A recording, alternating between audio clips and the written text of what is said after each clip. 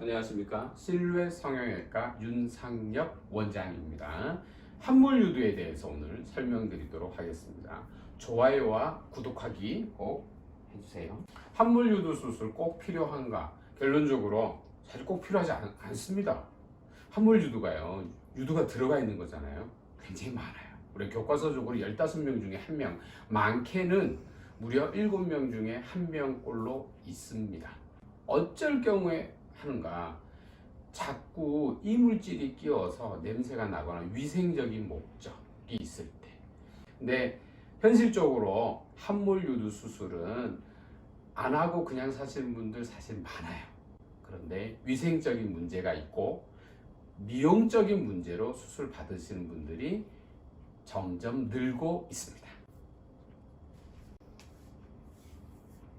함몰유두 수술 후 재발률, 교과서적으로는요, 약 5%에서 10% 정도에서 재발을 합니다. 함몰유두는 함몰되는 정도에 따라서 이게 1급, 2급, 3급, 아예 유두가 없는 X급도 있습니다. 굉장히 다양해요.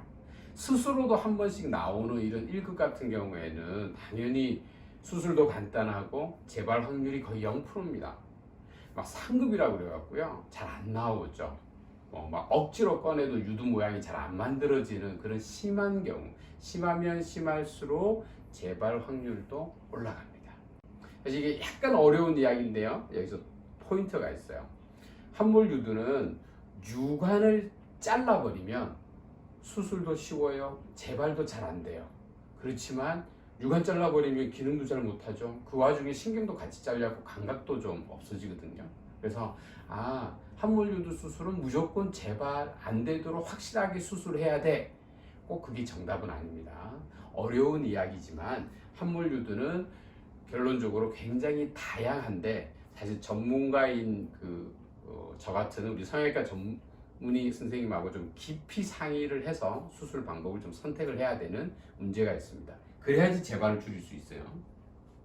함몰유두 수술을 고민하시는 분들 중에서 특히 미혼 여성인 경우 모유수유에 대해서 걱정들 많이 하십니다. 함몰유두 심하지 않은 경우, 약한 함몰유두는요, 당연히 모유수유 가능합니다. 그런데 정말 유두가 제대로 모양을 갖추고 있지 않은 X급, 모양은 갖추고 있지만 거의 안 나오는 상급, 여하튼 심한 함몰유두는 수술 후에 모유수유를 못하는 경우가 종종 생겨요. 그런 경우에는 어떻게 하느냐? 사실 출산 수유를 먼저 합니다. 물론 함몰유두니까 아기가 물 수가 없으니까 스스로 모유수유 안 됩니다. 그럴 때는 유축기를 사용을 하면 그래도 나와요. 그래서 짧으면 일주, 우리 한 달 정도 초유는 먹일 수 있으면 그게 참 좋습니다.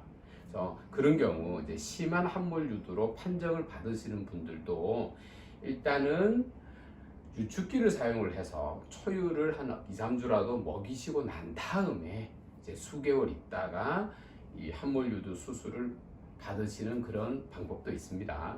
또 다른 주제로 찾아뵙겠습니다. 감사합니다.